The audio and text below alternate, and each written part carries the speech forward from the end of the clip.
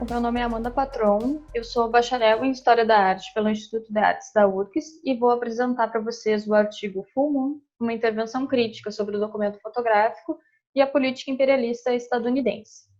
Antes de começar, eu acho que é importante apontar que esse artigo é um desdobramento do meu trabalho de conclusão de curso, em que eu fui orientada pelo professor Paulo Silveira no ano de 2018. Então, ele parte, assim como partiu o meu TCC, do livro de fotografias Full Moon, publicado em 1999 pelo fotógrafo estadunidense Michael Light. Um breve comentário, mas necessário, sobre o trabalho do artista é que ele produz majoritariamente livros de fotografia com o intuito de discutir e criticar a hostilidade geopolítica estadunidense, e faz isso utilizando, sobretudo, imagens que são fotografias aéreas. Eu faço esse comentário para ressaltar, então, que a gente já tem duas grandes diferenças quando toma contato com esse livro em relação ao restante do trabalho do artista, que são a localidade geográfica das imagens, o solo terrestre se transforma em solo lunar, e também, e mais importante, a proveniência das fotografias, que no caso de Full Moon são fotografias de arquivo. Justamente por isso, então, ele é constituído por 126 imagens de diversas missões espaciais da NASA, que no corpo narrativo do livro formam uma linha temporal única, ou seja, uma única história da exploração espacial, uma vez que o suporte livro nos convida a ler esse trabalho de maneira sequencial. Aqui eu trago, então, uma foto da capa e uma abertura de página com o título e o nome do artista. Essa terceira imagem é a falsa folha de rosto. É a primeira imagem com a qual a gente tem contato com a Lua no livro. E em contraste, inclusive, com o próprio título, a gente tem uma Lua pequena, tímida, num canto da página. Todas essas imagens, exceto as que foram compartilhadas com a grande mídia, não eram expostas publicamente até o lançamento do livro. E isso é um problema para mim, justamente porque até mesmo essas que eram expostas em jornais e revistas eram difundidas como imagens documentais. E isso, desde o início da minha pesquisa, era um problema, mas eu não sabia muito bem como resolver essa inquietação, até eu começar a questionar o estatuto do próprio documento, da ideia de documento. Isso porque a imagem documental ela não funciona unidirecionalmente, a gente precisa reconhecer os valores ali expostos para compreendê-la como um documento, como um registro.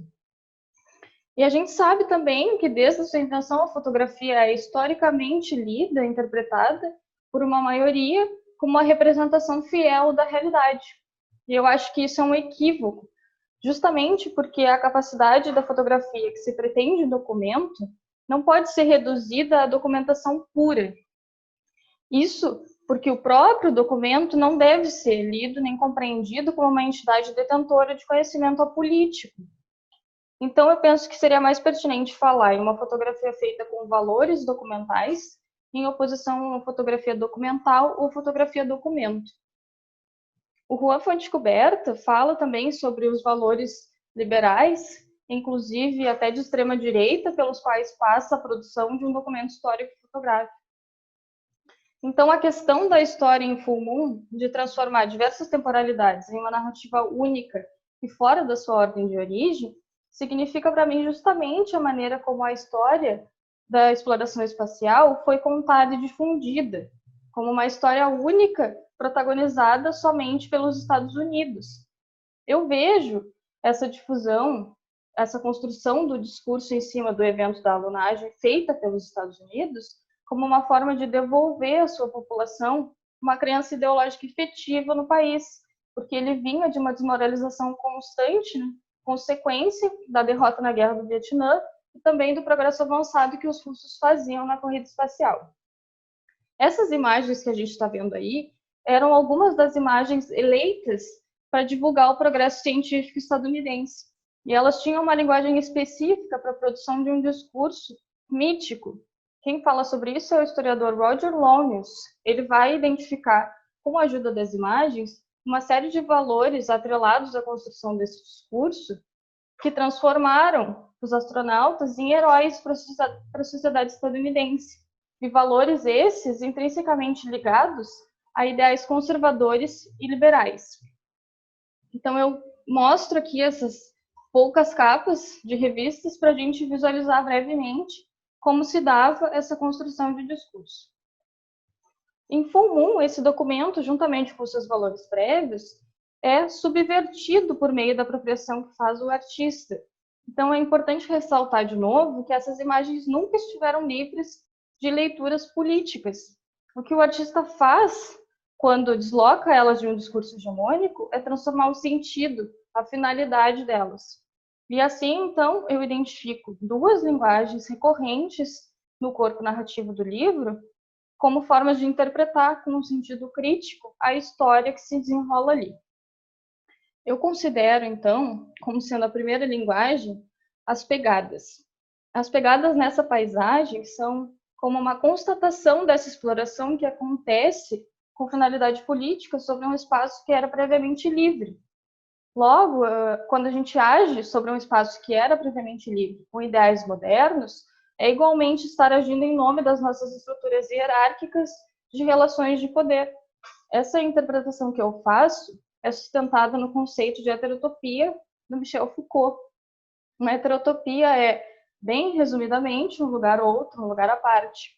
E em Full Moon, ela é manifestada por meio das pegadas, justamente porque essas pegadas são a evidência mais nítida da geopolítica imperialista dos Estados Unidos. E elas trazem à tona, então, todas as outras características que ficaram omitidas pela grande história da exploração espacial. A segunda linguagem, o sublime, é um conceito que vem inicialmente da filosofia, mas que aparece com frequência na história da arte, sobretudo na pintura. O sublime, então, acontece em comum no momento que, conforme a gente se aproxima mais do fim do livro, a figura do astronauta vai desaparecendo até não se fazer mais presente. Então, diferentemente da linguagem das pegadas, que precisavam da figura do astronauta para acontecer, para estarem ali, o sublime, em Full Moon, é a natureza superando o ser humano. Porque, diferente da paisagem, então, atravessada por essas ações humanas, a paisagem lunar, como manifestação do sublime, é o seu próprio acontecimento. Ela existe independentemente do ser humano. No entanto, observar essas aberturas de página em que há ausência da manifestação visual do ser humano não é, em momento algum, identificar a ausência pura do ser humano. O que acontece aí é que o ser humano se tornou tão insignificante que ele desaparece visualmente em relação à grandiosidade da natureza. Desde o início, então, o meu problema era identificar se o artista teve sucesso na denúncia que ele se propôs a fazer ou se ele apenas corroborava com a criação do mito. E, a partir, então, dessas duas linguagens, o sublime e a heterotopia, eu identifico que elas significam um enfrentamento para com a narrativa hegemônica que construiu a história da exploração espacial, porque elas são uma demonstração nesse livro da sobrevivência e persistência da memória daquilo que foi afetado. A paisagem lunar, então, exposta nesse livro pelo artista, se desenvolve como renúncia do que foi construído sobre ela. Quando o Michael Light expõe essas imagens fora do discurso ao qual elas pertenciam, ele cria a possibilidade para que a gente veja essas imagens sob outra, ou inclusive outras perspectivas, que não a perspectiva única e autoritária de uma macro-história contada por meio, justamente, de fotografias com valores conservadores liberais. Então, para concluir, brevemente, eu falo em intervenção crítica sobre o documento fotográfico e a política imperialista estadunidense, justamente porque o documento fotográfico que permitiu a realização desse trabalho e desse estudo é produto de uma política imperialista de controle simbólico das narrativas. Se detém o poder não só por meios bélicos e econômicos, mas também por meio da produção de discurso histórico, porque o registro ele também faz parte de um sistema que é hegemônico.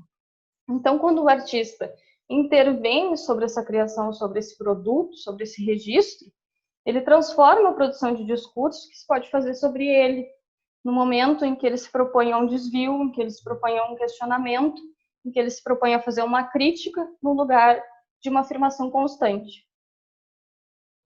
Essas são as minhas referências. Eu espero que em seguida a gente possa discutir, tirar qualquer dúvida que tenha ficado. Muito obrigada.